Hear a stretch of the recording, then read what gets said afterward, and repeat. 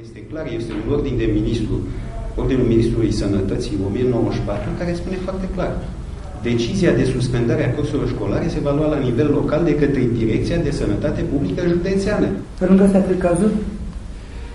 Pe lângă cele 3 cazuri pe care le-am avut, deci la clasele 8C, 9D și 9H, au apărut cazuri noi la o clasă de a 11, la 11A, la 10E, la 10G și profesor. Da, la mine în clasă. 10E și 10G? Da. Și un profesor. Profesor? Cine? Nu pot să dau nume. Este un profesor. Da? Un profesor de 62 de ani. Deci așa s-a precizat în comunicatul de presă. Eu nu pot să dau nume, nu pot să dau nici numele elevilor, pentru că mi se pare normal după aceea să fie traumatizați și familia și arătați cu degetul că s-au îmbolnăvit. Poate unii nici nu sunt bolnavi, sunt numai suspecți de a avea virusul ăsta. Ne puteți spune concret ce măsuri s-au luat? Păi s-au întrerupt cursurile începând cu 9-11 și tot ieri, după ce am fost anunțat pe la 11:20, după ce făcusem întâlnirea cu profesorii să le explic ce s-a discutat la ședința cu directorii și ce măsuri trebuie să iasă, mai fac o dată instruirea elevilor în privința regulilor de igienă care trebuie respectate. Au venit cei de la Direcția de Sănătate Publică, au încheiat procesul verbal în care s-a făcut precizarea că trebuie să închidem școala pe timp de 7 zile. Școala trebuie redeschisă luni, așa, și s-a făcut dezinfecția tuturor claselor și tuturor încăperilor din Colegiul Național Frații Buzești.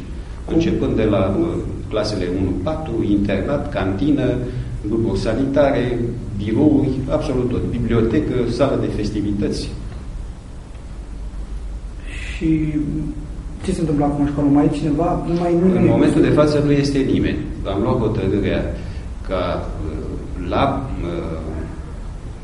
sfatul celor 2 doamne de la Direcția de Sănătate Publică, doamne care sunt abilitate să dea informații în privința aceasta, am luat hotărârea ca până joi să nu fie nimeni la școală. Nici portar nimic? Portarul, da. Portarul e în gheretă și acolo nu e niciun risc că va intra numai el. Așa.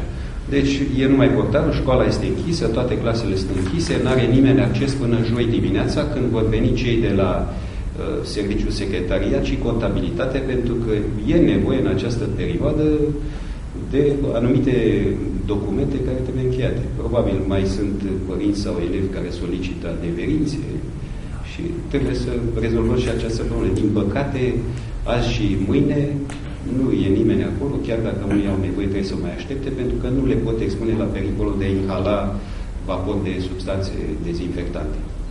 Vă propun un scenariu. Ce ar fi dacă săptămâna viitoare, după ce ne întoarcem la școală, se mai descoperă încă 5 cazuri de gripă? Deci problema asta am pus-o și eu. M-am gândit mereu la acest aspect.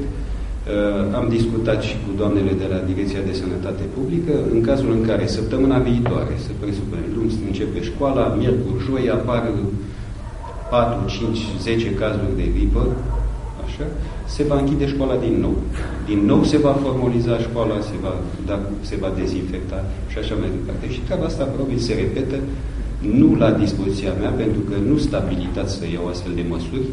Eu trebuie să respect ceea ce mi se transmite de la Direcția de Sănătate Publică. Ei sunt abilitați după consultarea cu Centrul Național de Prevenire și Control al Bolilor Transmisibile. În continuare, cum se vor recupera orele pierdute? M-am gândit la un plan de recuperare.